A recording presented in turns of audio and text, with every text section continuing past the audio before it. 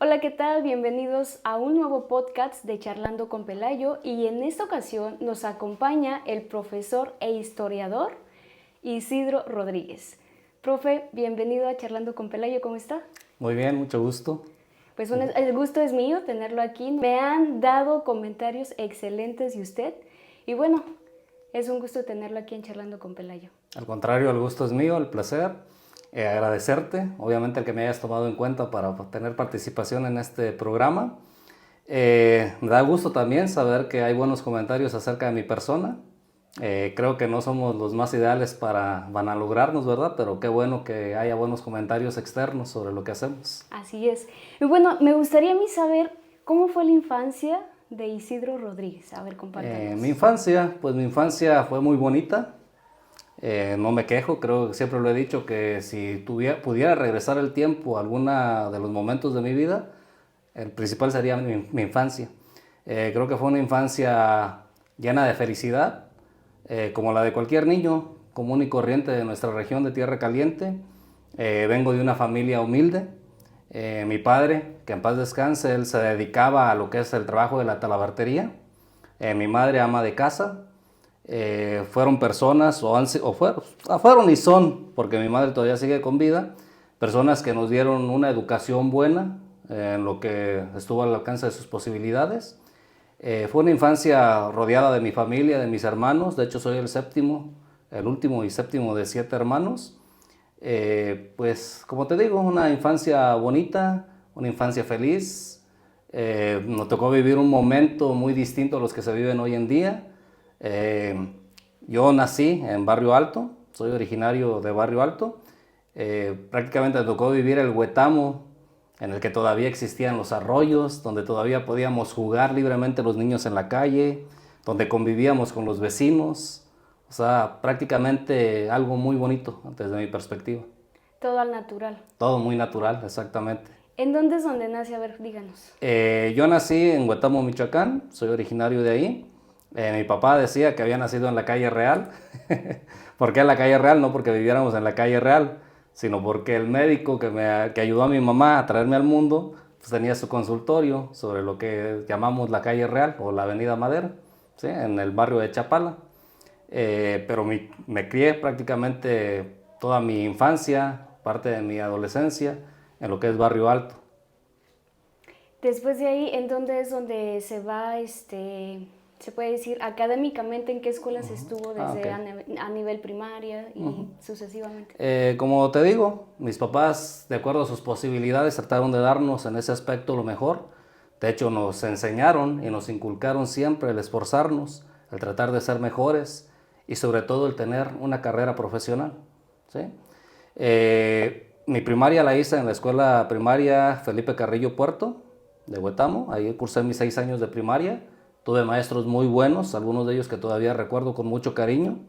Algunos ya no están con vida, otros todavía siguen vivos, pero no sé si ellos me recuerden a mí, pero yo sí los recuerdo bastante. Mi secundaria la cursé en la Escuela Secundaria Federal número 1, Miguel Hidalgo y Costilla. Posteriormente cursé mis estudios de bachillerato en el Colegio de Bachilleres del estado de Michoacán, plantel Huetamo. Y después de eso tuve que emigrar, como lo hacía la mayor parte de las personas de mi generación, que aspirábamos a tener una carrera universitaria. Teníamos que emigrar fuera por la falta de oportunidades en nuestro pueblo. A los 17 años me tocó irme, prácticamente un cambio de vida radical para mí, porque me fui prácticamente a la ciudad, que aunque a lo mejor no era la gran ciudad, pero para mí representaba un gran cambio de vida, a la ciudad de Morelia, a emprender mis estudios de licenciatura. ¿Qué fue lo que estudió? Yo soy licenciado en Historia. Posteriormente, cuando culminé mi carrera, hice estudios también de maestría, nuevamente en Historia.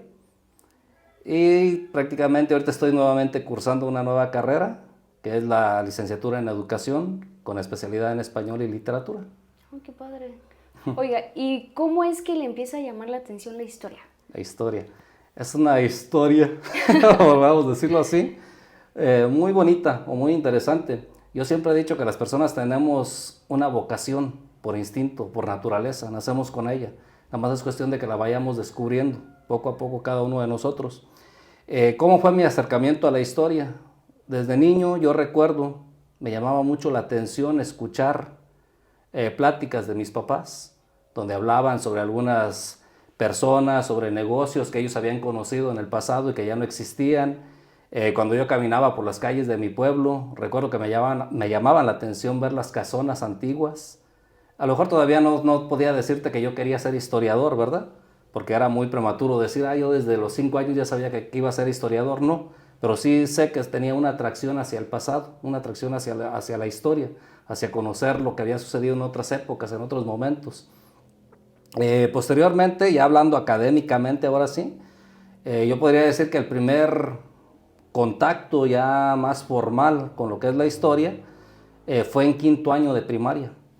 En quinto año de primaria, cuando me empezaron a enseñar lo que eran las culturas griegas, romana, las culturas de la antigüedad. Recuerdo que a mí me llamaba mucho la atención leer mis libros de historia.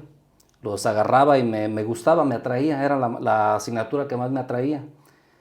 Posteriormente, en secundaria, tengo una anécdota que se me hace muy interesante y que muchas veces la cuento.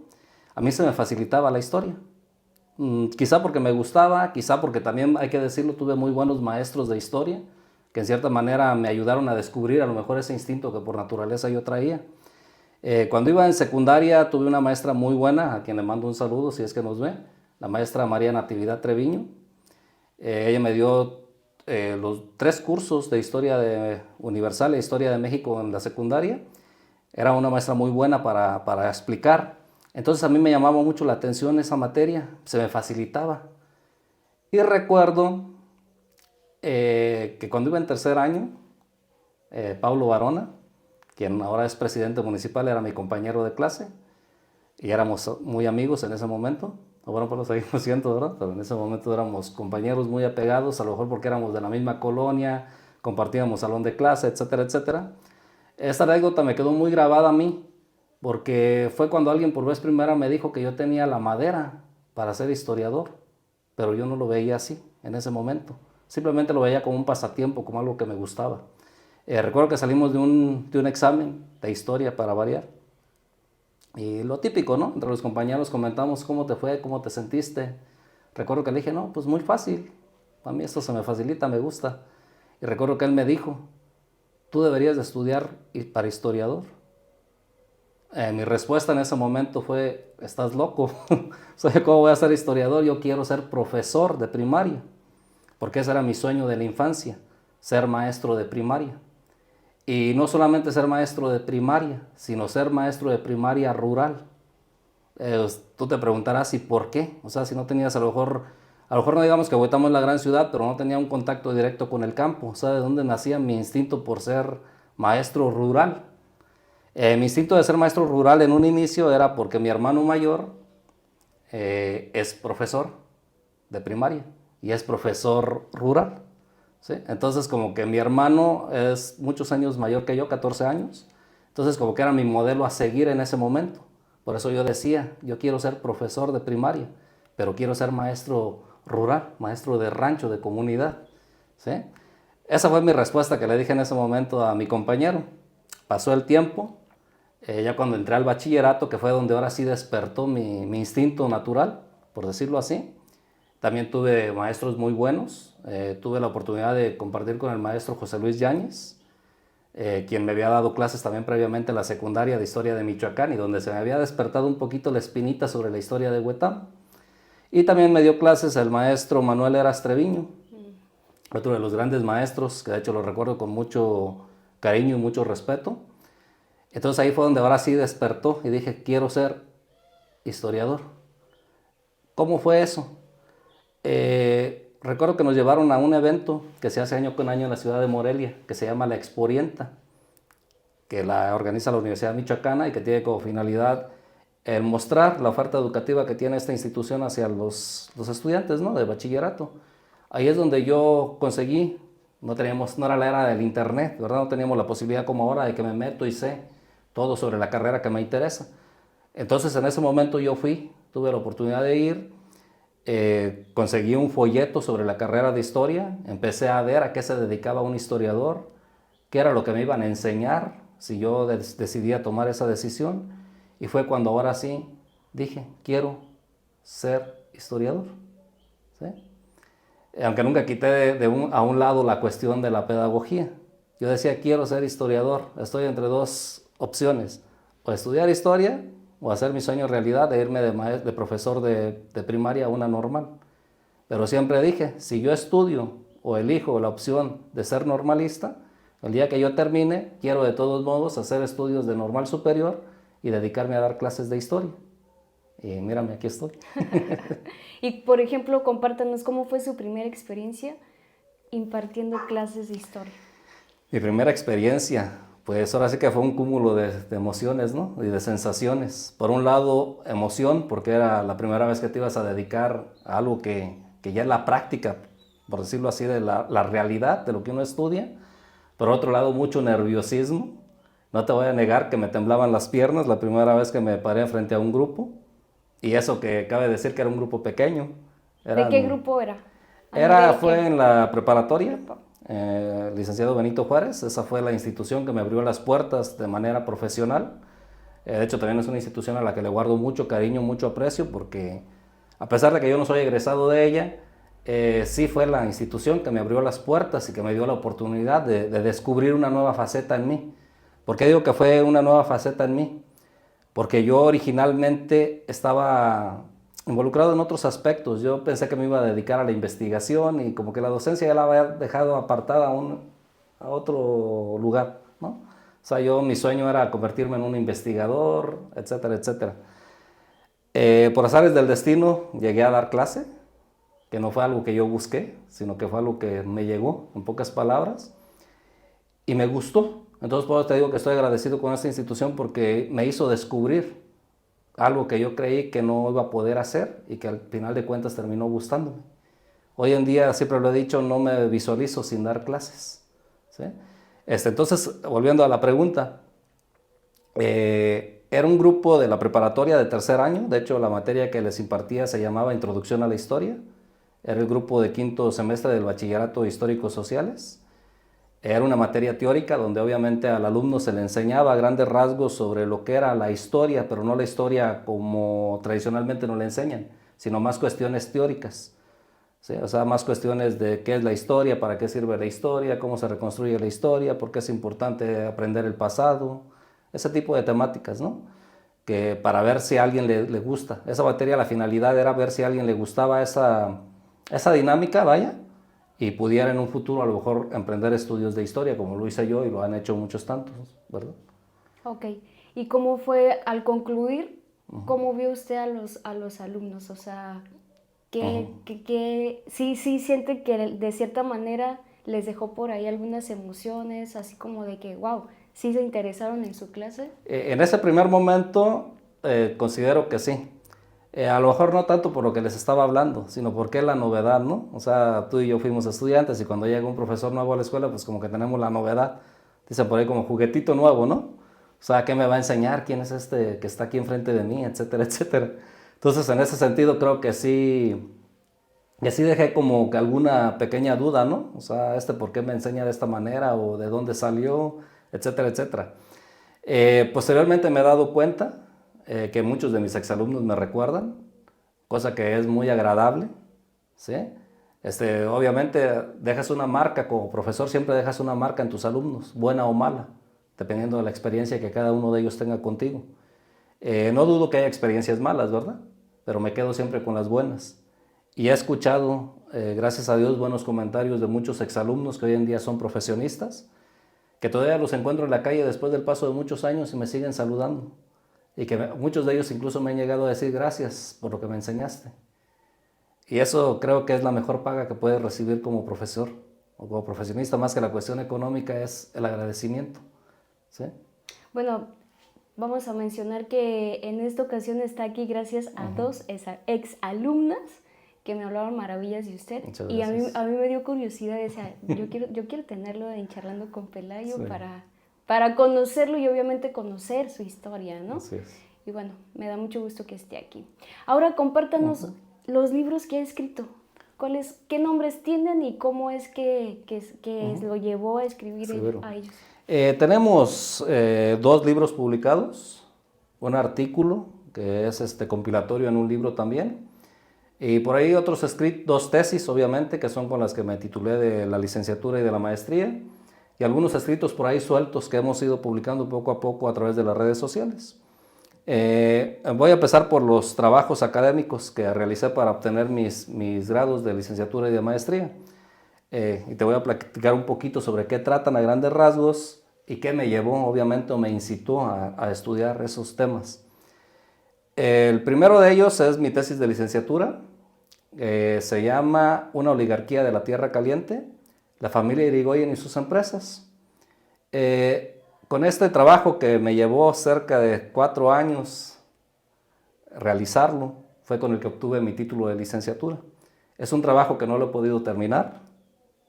Tú te preguntarás, ¿y por qué? Si a lo mejor hace 2 décadas, exactamente en agosto cumpliré 2 décadas de haber terminado mi carrera. Tú dirás, después de 20 años no has podido terminar una tesis. No. ¿Por qué no la he podido terminar? Porque es un tema que me apasiona. Y es un tema que después de 2 décadas sigo investigando, y cada que sigo investigando sigo encontrando nuevos datos. Y nunca estoy conforme con lo que tengo. ¿Cómo surgió ese tema? Es un tema muy hermoso. Es un tema que, siempre lo he dicho, me ha llevado incluso, creo que hasta la obsesión, podríamos llamarlo así.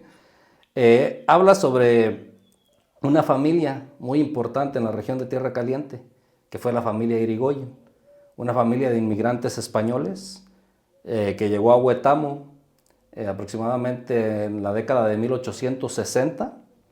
Se estableció, empezó a emprender negociaciones que las llevó a formular una gran fortuna. De hecho, fue considerada en su época esta familia como la tercera familia más importante del estado de Michoacán y la segunda fuera de Morelia. Es una familia que es muy recordada. Tú dirás, ¿y por qué elegiste ese tema y no otro, habiendo tantos temas de historia y tantos temas en nuestra región? Porque yo crecí escuchando sobre esa familia. Ya ves que te contaba que de niño yo escuchaba pláticas de mis papás, sí, y que me llamaban la atención. Y una de esas pláticas que ellos muchas veces mencionaban era el famoso molino de los españoles, como le llama la gente popularmente. El molino de los españoles, que yo crecí escuchando sobre el molino de los españoles y el molino de los españoles. Y yo me preguntaba de niño, ¿españoles en este pueblo? O sea, ¿qué hacía un español en este lugar? Obviamente era un niño, no podías dar una respuesta. Cuando estuve ya en el proceso de formular mi tema de tesis, que esto sucedió en sexto semestre de la carrera, tuve la fortuna de tener un profesor también muy bueno, a quien le agradezco todo lo poco que sé de investigación, se lo agradezco a él, que es el doctor Alejo Maldonado Gallardo, originario también de Huetamo y profesor en la Universidad Michoacana.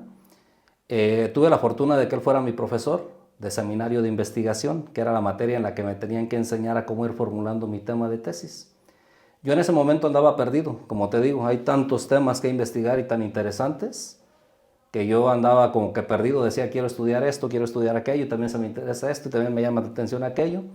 Pero lo último que pensaba era en ese tema de esa familia Irigoyen, que a pesar de que había escuchado sobre ellos, pero no me llamaba mucho la atención en ese momento. Recuerdo que comentando con el profesor, porque logré hacer una muy buena amistad con él, en la cual tenía mucha confianza yo de contarle lo que yo necesitaba, lo que me interesaba hacer en el aspecto académico. Recuerdo que platicando con él le decía yo que tenía varios temas en vista, y le empecé a comentar, me interesa este y este, pero no sé por cuál decidirme. Y recuerdo que él me comentó, dice, ¿y por qué no estudias a la familia Irigoyen? Le digo, pero no sé si haya información sobre ellos. Déjeme y voy a investigar un poco, y si veo que hay información y que el tema es procedente, continúo con él. Así quedó la plática. Recuerdo que inmediatamente me fui a la biblioteca de la escuela, empecé a investigar, empecé a buscar información, encontré por ahí algunos pequeños datos sobre esta familia y su estancia en Huetamo, y a partir de ahí fue donde empezó mi interés por saber más. Y recuerdo que a la siguiente clase me presenté con el maestro y le dije, este es el tema que quiero. Ya encontré un poco de información y se me hace interesante y quiero saber más. Y así es como surgió ese tema que te digo, al día de hoy no lo he podido soltar. ¿Sí? En cuanto a mi segundo libro, podríamos llamarlo, aunque no está publicado, pero es un trabajo académico que obviamente tiene todo el rigor de un libro, es mi tesis de maestría, donde continué prácticamente con un tema muy similar, pero ahora lo amplié. Este se llama Familias y extranjeros en la tierra caliente del Balsas, el caso de los comerciantes vascos y barcelonetes. En este tema estudié algunas familias de extranjeros que se asentaron en tierra caliente y obviamente sus negociaciones. Me enfoqué en dos grupos étnicos, que son los vascos, que son grupos de personas que habitan el norte de España, lo que hoy conocemos como el País Vasco. Y también me enfoqué a estudiar un pequeño grupo de inmigrantes franceses que vienen de la zona sur de Francia, que se llama Barcelonet, o también la zona que llamamos Costa Azul francesa, y que también estuvieron establecidos en Huetamo. Ahí me enfoqué específicamente a tres familias o a tres personajes. Uno de ellos, hablando de los vascos, establecido en Huetamo, llamado Miguel Olaze Salaburu, que es prácticamente el iniciador de toda una cadena migratoria que se dio a lo largo del siglo XIX, parte del XX, y que hizo que llegara un gran número de españoles a asentarse en esta región. Otra de las familias en las que me enfoqué fue la familia Siganda, en Ciudad Altamirano, anteriormente llamado Pungarabato, también de origen vasco. Y finalmente, en la cuestión de los Barcelonet, estudié a dos personajes que fundaron una de las, ¿cómo podríamos decir?, de los comercios más importantes que existieron en el Huetamo de finales del siglo XIX e inicios del siglo XX, llamado las Fábricas de Francia, que fue Luis Julien y Joseph Esclangón. De eso trata prácticamente ese segundo libro. Después, ya hablando de las publicaciones propiamente dichas, pues son dos libros que te acabo de obsequiar. Gracias. Que tienen el mismo título, nada más que se divide en dos bloques, que se llama Huetamo 1870-1970, un siglo de historia a través de imágenes, volumen 1 y volumen 2. Estos libros son en coautoría con otro historiador llamado Rogelio Piedra Martínez. ¿Cómo surgió la idea de hacer estos libros? Todo surge a raíz, regresamos nuevamente a la familia Irigoyen, por eso digo que la familia Irigoyen a mí me ha dado bastante, profesionalmente hablando. Yo tenía muchos años ya investigando a esta familia, ahí te va la anécdota, muchos años investigándola, conocía mucho sobre ellos, pero no les conocía la cara. Ese era el gran dilema que yo tenía, decía cómo eran estas personas físicamente, eran altas, eran chaparritas, eran gorditas, eran flaquitas, eran güeritos, eran morenitos, eran chinos, lacios, bla, bla, bla, bla, bla. ¿Sí? O sea, era como mi gran incógnita. Decía, conozco mucho, pero ¿y quiénes son? Es como conocer y no conocer a la vez nada. Yo anduve tras fotografías, tratando de conseguir imágenes sobre ellos para completar obviamente mi marco de conocimiento. No lo lográbamos. Había un coloquio, o hay un coloquio, no sé si se sigue haciendo en la de la Universidad Michoacana en Huetamo, que se hacía los meses de diciembre. En ese lugar coincidimos con Rogelio, que él también trabajaba un tema similar al mío. Y recuerdo que fuimos a visitar los restos del molino, del famoso molino que te comentaba. ¿Y en dónde está ubicado este molino? ¿Dónde estaba este molino? Aunque ya no queda nada. Este molino estaba atrás de lo que es una cadena comercial de muebles en el centro de Huetamo, que es color amarillita, para no decir el nombre, ¿verdad? No dar el comercial. Es sobre la calle, ¿cómo se llama esta calle? Venustiano Carranza, no. Deja acordarme el nombre de la calle. Pero es donde topa la calle Aquiles Cerdán, ¿sí? Que es la que viene de una compañía que nos ofrece televisión por cable. Exactamente donde topa es un estacionamiento hoy en día, para que me ubiques un poquito más. O sea, súper céntrico. Súper céntrico. De hecho, ellos fueron dueños de la primera manzana del pueblo. Toda esa manzana donde está esta tienda, donde hay una farmacia en la esquina, toda esa manzana fue de esta familia. ¿Sí? Ellos tuvieron muchos negocios y entre ellos era un molino donde se extraía, ojo, aceite de ajonjolí. ¿Sí? Recuerdo que fuimos, yo toda la vida había visto ese lugar, pero toda la vida estaba cerrado, yo desconocía quiénes eran los propietarios. Yo soy una persona muy tímida, hablo bastante cuando agarro confianza, pero cuando no soy muy tímido. Él sí es un poquito más abierto. Entonces me acuerdo que él me dijo, vamos a ver. Yo vi abierto, dice, vamos y preguntamos que nos den chance de pasar. Dije, pues si ya hay alguien que hace punta, como decimos vulgarmente, pues me lanzo. Y fuimos. ¿Cuál fue siendo nuestra sorpresa? Prácticamente acababan de derribar todo, la maquinaria y todo. Estaba plano porque iban a construir el estacionamiento que todavía hasta hoy en día funciona. De todos modos nos dieron chance de entrar, ya no alcanzamos a ver pues prácticamente nada más que imaginarnos cómo pudo haber sido eso, ¿verdad? Y recuerdo que de ahí él me dice, oye, conozco a una persona, la señora del Hotel Palmas, ese sí lo puedo mencionar porque es un establecimiento que ya no existe. La señora del Hotel Palmas dice tiene muchas fotografías antiguas colgadas en la sala del hotel. ¿Por qué no la contactamos y platicamos con ella? A lo mejor ella tiene fotografías de este lugar. Yo te voy a ser honesto, en un primer momento tenía como que temor, porque a veces cometemos el error de estigmatizar a las personas, ¿verdad? A veces las prejuzgamos sin conocerlas, sin tratarlas. Pues la señora, pues una señora de sociedad, de las familias adineradas, pues uno decía, no, pues a lo mejor ni va a decir, ¿y estos pelados quiénes son? Y recuerdo que él me animó y dice, no perdemos nada, no pasa de que nos digan no, simplemente. Pues órale, pues vamos. Tuvimos el contacto con esta señora, que de hecho le agradecemos también infinitamente, porque ella ha colaborado bastante con nosotros en ese sentido. Empezamos a contarle nuestro proyecto. Ella nos enseñó todo el material fotográfico que poseía, una hermosura de fotografías antiguas sobre Huetamo, y de ahí fue donde arrancó el proyecto de hacer estos 2 libros que te comentaba, porque empezamos a acumular imágenes. Cuando ya tuvimos las imágenes de ella, pues queríamos saber más. Como te digo, esta es como que la labor del investigador, ¿no? Siempre querer más y nunca estar conformes. ¿Y estas imágenes en qué año las obtienen? Estamos hablando más o menos del año 2004 o 2005, o sea, es un buen rato también. Sí. De hecho, hemos logrado acumular una fototeca, podríamos más o menos calcularla en unas 1000 fotografías antiguas sobre Huetamo, a lo largo de estos años, obviamente, que ha sido un trabajo muy duro, muy arduo, y que pues, obviamente se ha financiado con nuestros propios recursos. Ahora sí que por amor al arte, ¿verdad? Exacto. Te digo, la señora nos prestó esas imágenes, empezamos a querer saber más. Por fin logramos dar con descendientes de la familia Irigoyen, quienes amablemente también nos recibieron en sus casas, y ellos también nos empezaron a otorgar material, no solamente sobre la familia, sino imágenes sobre Huetamo que ellos poseían. Llegó un momento en que juntamos cierta cantidad de imágenes y nos preguntábamos nosotros, ¿y qué hacemos ahora con esto? O sea, guardárnoslo para nosotros, pues como que no es buena idea. Hay que compartirlo, pero ¿cómo lo compartimos? Y de ahí surgió la idea de armar un libro.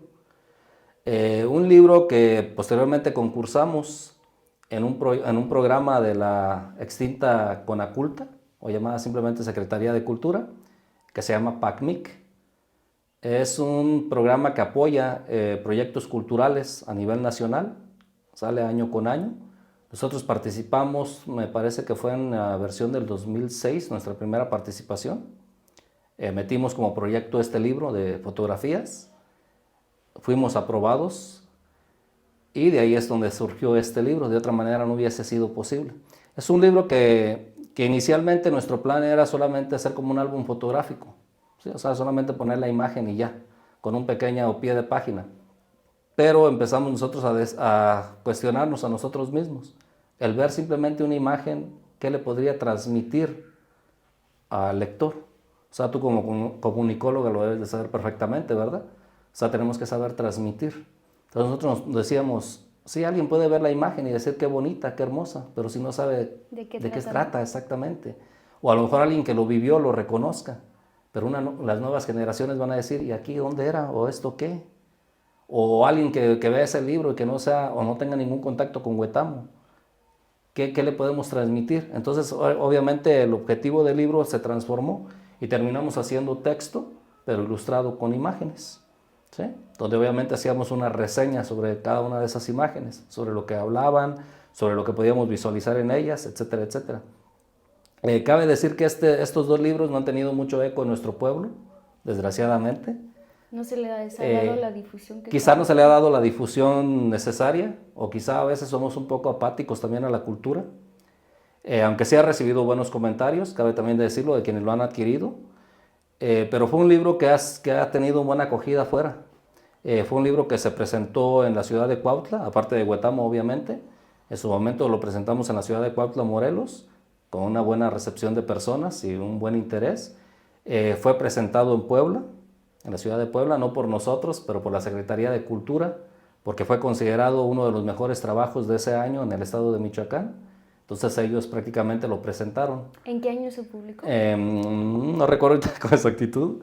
Creo que es el año 2016. ¿Nos lo puede prestar, por favor? Ah, que me lo editas, ¿verdad? Sí, porque la verdad no. Si gusta presentarlos a la cámara. Sí, además podía ver la fecha, ya me fallan.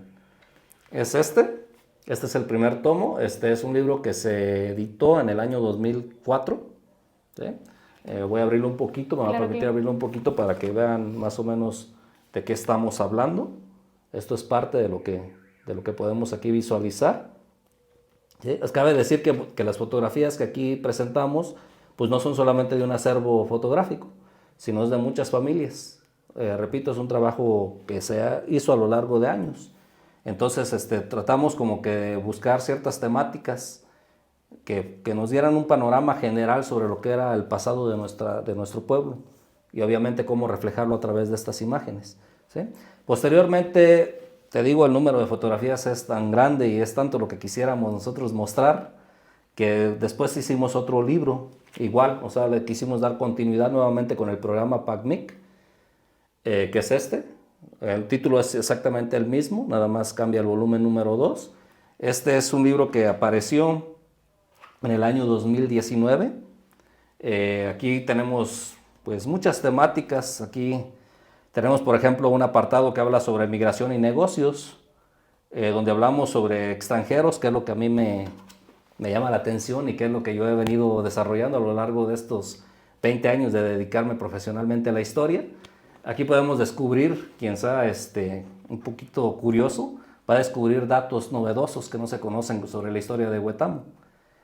Por ejemplo, no sé si tú sabías que aquí habíamos tenido un ingeniero en minas de origen francés a mediados del siglo XIX y que fue un personaje que había venido a México, por ejemplo, como parte de la intervención francesa y que vio potencial de negocios en Huetamo y se quedó a vivir en Huetamo hasta fallecer, como fue Monsieur Tardy. ¿Sí? No un personaje que, repito, es muy desconocido y que su historia es muy interesante. Pero, ¿sabe? Cuando estuve estudiando en Morelia, un licenciado me comentó referente al aceite de ajonjolí. Y yo me quedé así como y me dice, ¿qué no sabías que en tu pueblo hacían eso? Y yo así como ¿no? Y entonces están esos datos ahí. Todos estos datos y más aquí los podemos encontrar. Efectivamente, tú acabas de tocar un punto muy, muy importante. Dices, yo desconocía. Exacto. Yo lo he dicho, de hecho, cuando yo empecé a dar clases, es lo que le decía a mis alumnos. Te voy a tratar de enseñar la historia de tu pueblo. No digo que no es importante conocer la historia nacional o la historia del mundo, pero lo principal es tener nuestra propia identidad, conocer nuestra propia historia. Y efectivamente eso le decía yo a mis alumnos. Para que el día que tú salgas de tu pueblo, sepas y digas, mi pueblo también tiene de qué presumir. ¿Sí?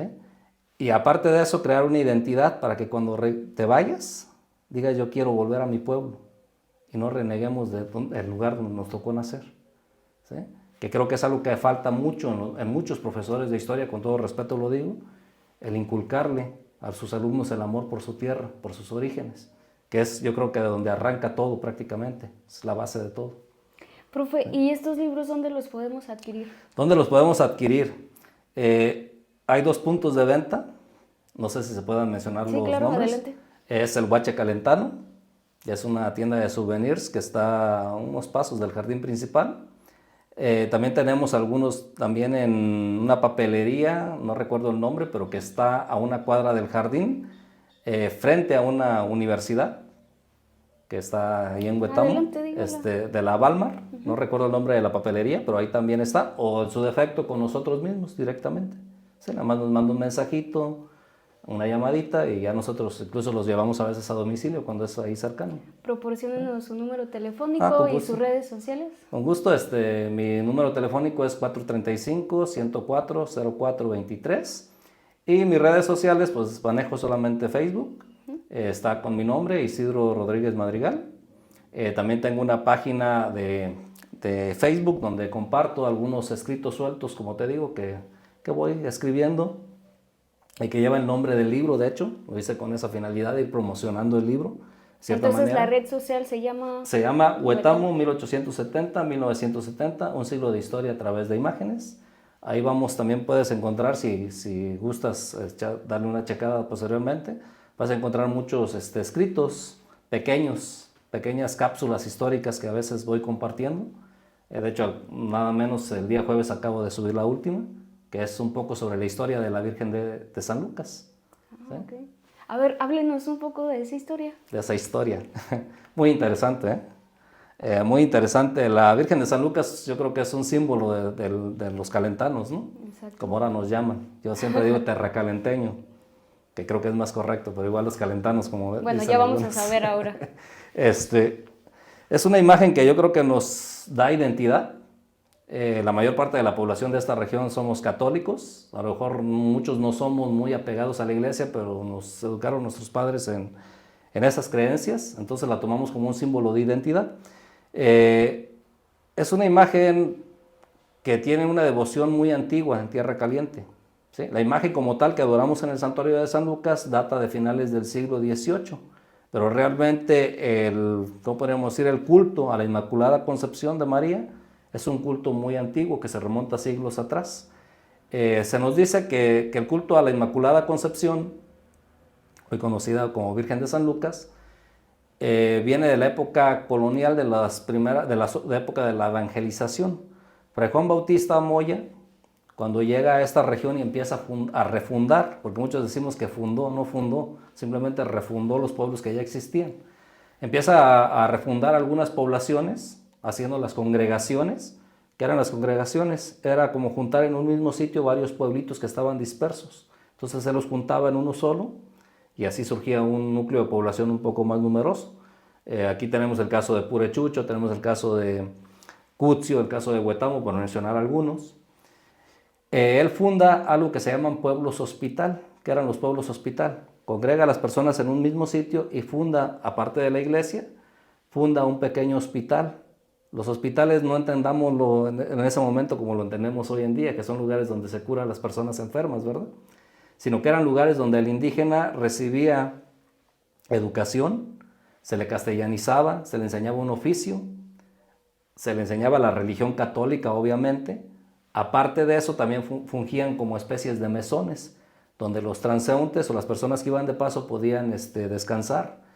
Y también, obviamente, tenía la función que tienen los hospitales hoy en día, que era también curar las enfermedades del cuerpo. Por eso decían que los hospitales eran lugares donde se curaba el cuerpo y el alma. ¿Por qué el cuerpo y el alma? Porque curaban tus enfermedades físicas, pero también curaban las enfermedades del alma, decían ellos. O sea, el salvarte del infierno. En estos hospitales, ¿o qué tienen que ver estos hospitales con la Virgen, verdad? Se llamaban los hospitales de la Inmaculada Concepción. ¿Por qué? Porque generalmente estaban dedicados a esta imagen religiosa, que esto Fray Juan Bautista lo copia de don Vasco de Quiroga.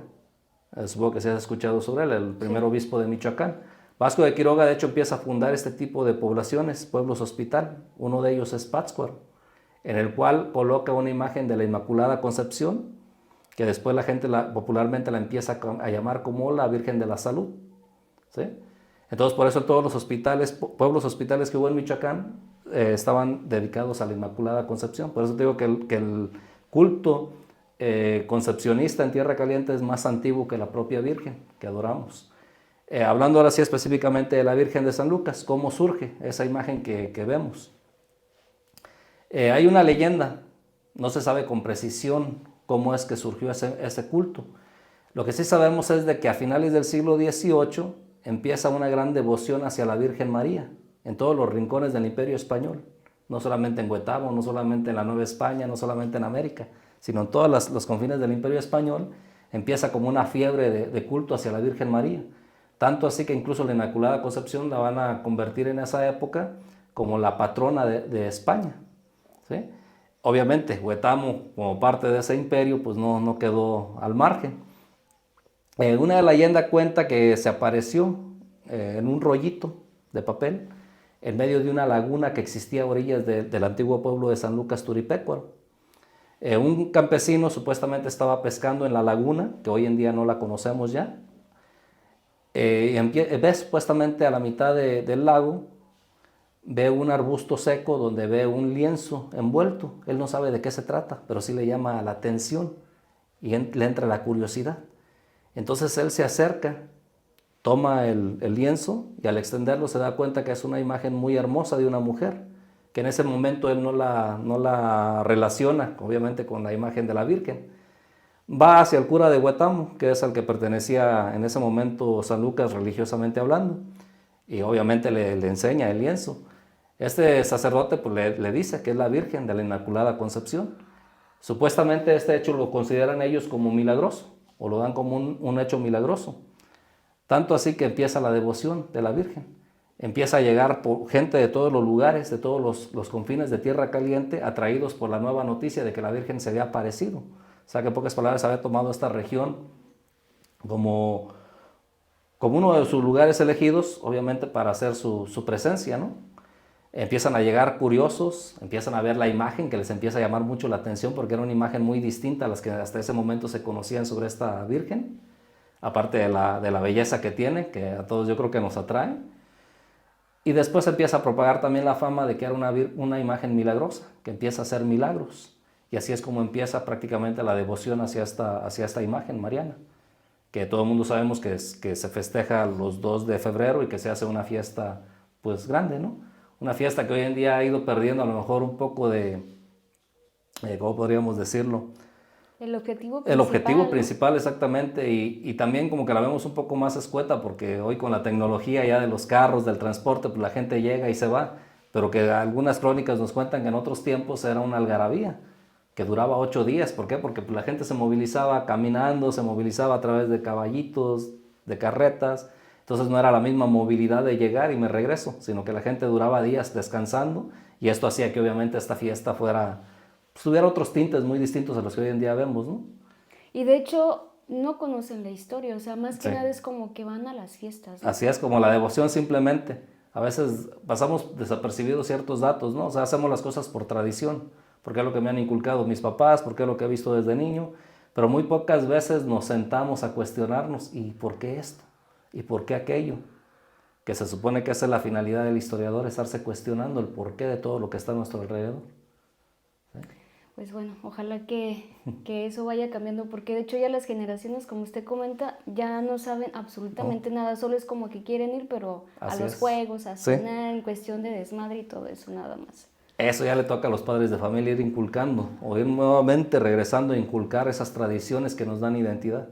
Efectivamente, como dices tú, poco a poco vamos viendo cómo vamos perdiendo esa esencia, que es lo que nos hace diferentes, por decirlo así, a los demás, ¿no? ¿Por qué? Porque nuestros mismos padres ya hoy en día ya no les quieren enseñar a los niños ese tipo de tradiciones. Consideramos que eso es algo arcaico, que eso es algo viejo, que eso es algo anticuado, ¿sí? Que nosotros somos ya personas modernas, que ya no podemos estar creyendo en ese tipo de cosas, cuando no es algo que esté peleado con la ciencia ni con nada más, es parte de todos modos de nuestra lo que historia, somos. de todas maneras. Muy bien, profe, pues bueno, fue un gustazo tenerlo aquí en Charlando con Pelayo. Antes de concluir el podcast, ¿algo que quiera agregar? Pues solamente invitarlos a que lean, a que conozcan un poco más sobre nuestra historia, sobre nuestros orígenes, sobre quiénes somos, ¿sí? Para eso, pues obviamente los invito a que conozcan nuestro trabajo, que nos conozcan un poco más también. Estamos disponibles cuando alguien necesite o quiera conocer un poco más sobre nuestra historia. Nosotros nos pintamos solos para eso, nos encanta hacerlo y de hecho nos da gusto ver que las personas tengan interés en este tipo de cuestiones. A ver, profe, me voy a regresar un poco. Sí. Quiero que nos comparta qué emociones le atrajo el tener en físico su primer libro impreso. ¿Qué emoción? Pues alegría. Alegría. ¿Por qué? Porque primeramente era un sueño hecho realidad, ¿sí? Yo siempre he dicho, las palabras se las lleva el viento, pero lo que queda escrito permanece para la eternidad. Para la historia. Exactamente. Nosotros desaparecemos físicamente de aquí, pero lo que son nuestras acciones y lo que escribamos, eso va a permanecer por siempre, ¿sí? Entonces esa fue mi emoción. Dije, ya ya quedó algo plasmado sobre lo que hago, sobre quién soy. Y dijo, voy a quedar en la historia, seguramente, ¿verdad? Exactamente. Y al día que yo fallezca, si eso llega a manos de alguien, podrá darse más o menos una idea de quién fui, de qué pensaba, de qué me gustaba. ¿Sí? Entonces, pues digo, fue emoción, porque era un sueño que creí que no lo iba a haber realizado. Qué padre, profe. Pues muchísimas felicidades y nuevamente Gracias. le agradezco que haya aceptado la invitación para estar aquí charlando con todos, conmigo, pero para que lo escuchen y visualicen todos los espectadores de... Al contrario, agradecerte a ti el espacio. Te repito, estamos abiertos. Cualquier cosa que ocupemos, aquí estamos a la mano, en lo que podamos apoyar. Y felicidades también por tu canal. Y qué bueno que compartas este tipo de cuestiones también que tienen que ver con la cultura. Bueno, estuvo con nosotros el profesor e historiador Isidro Rodríguez, el cual ha sido un gusto charlar con él. Hasta la próxima. Yes.